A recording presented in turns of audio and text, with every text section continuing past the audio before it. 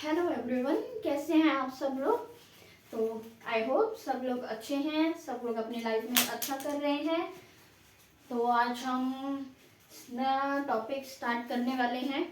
जैसे कि मैंने atomic structure and it's periodicity chapter start करवा दिया था, तो उस चैप्टर में हमने बहुत सारी चीज़ें कवर करी है। जैसे लास्ट टाइम प्रीवियस लेक्चर में मैंने aufbau principle and Pauli exclusion principle को पूरा कवर करवाया है। तो आज हम हंस रूल ऑफ मैक्सिमम मल्टीप्लिसिटी करेंगे। तो सब लोग रेडी हैं? I hope. Oh my God, bar bar marker गिर रहा है तो आई होप सब लोग ठीक है अपनी लाइफ में। ठीक है, तो आज हम नया टॉपिक स्टार्ट करने जा रहे हैं, दैट इज हंस रूल ऑफ मैक्सिमम मल्टीप्लिसिटी। हंस रूल ऑफ मैक्सिमम मल्टीप्लिसिटी क्या कहता है? वो ये कहता है कि जो पेयरिंग ऑफ इलेक्ट्रॉन्स है वो पॉसिबल नहीं हो सकते।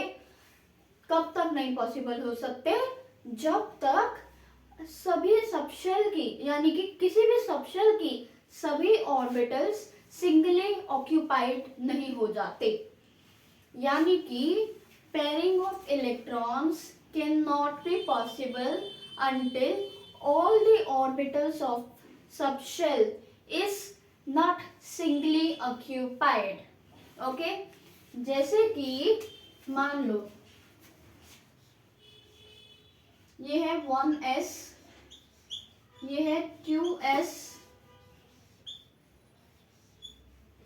ये है 2p, ठीक है, यही है।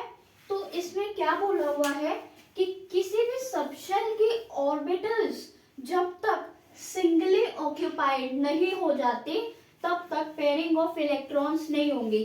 सिंगली ऑक्यूपाइड होने का मतलब जब तक सिंगल स्पिन नहीं आ जाता अंदर, single electron singly occupied like this.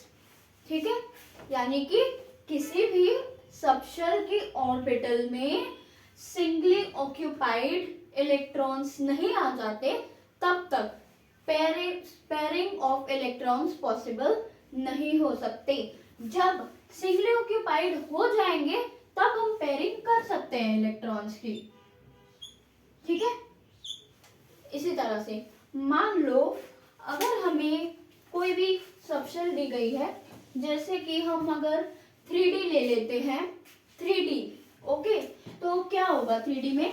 जैसे कि अब हम स्टार्ट करते हैं 1s से।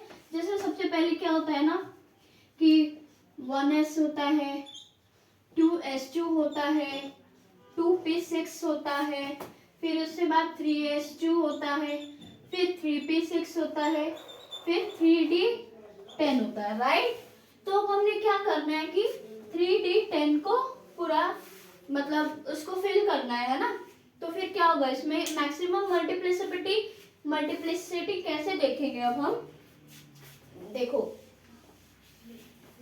अब हमें सभी को फिल करने होंगे इलेक्ट्रॉन, सभी ऑर्बिटल्स को, राइट। ये है 1s, ठीक है, ये है 2s, ठीक है, ये है 2p,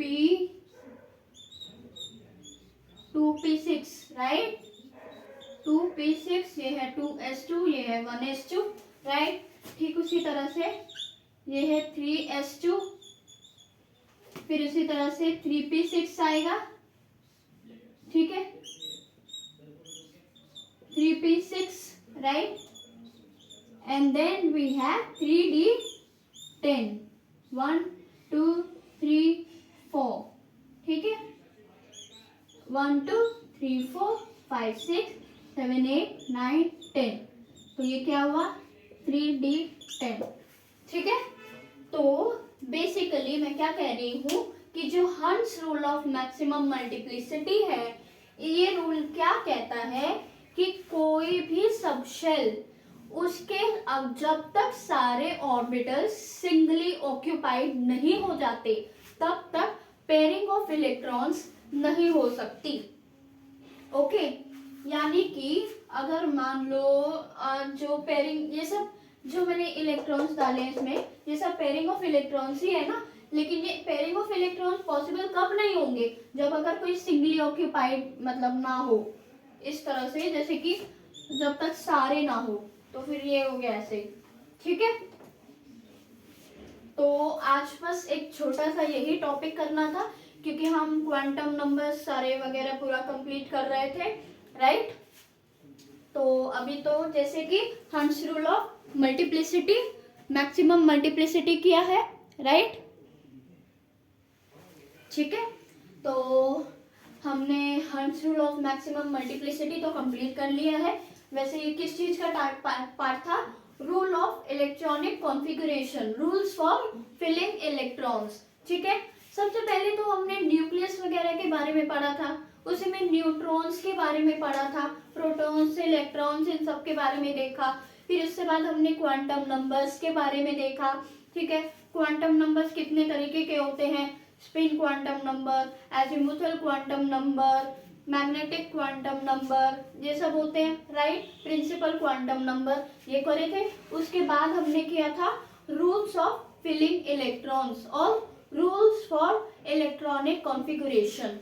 तो रूल्स फॉर इलेक्ट्रॉनिक कॉन्फ़िगरेशन में हमारे पास 3 टाइप्स आते हैं, जो कि आउफबाउ रूल है, वो कर चुके हैं हम प्रीवियस लेक्चर में। उसके बाद पाउली एक्सक्लूजन प्रिंसिपल, वो भी हम कर चुके हैं। और अब ये है लास्ट टॉपिक था हमारा, कि इसका रूल्स फॉर इलेक्ट्रॉनिक कॉन्फ़िगरेशन का लास्ट टॉपिक था, दैट इज हंस rule of maximum multiplicity. Okay, तो यहाँ पर आज का लेक्चर खत्म होगा।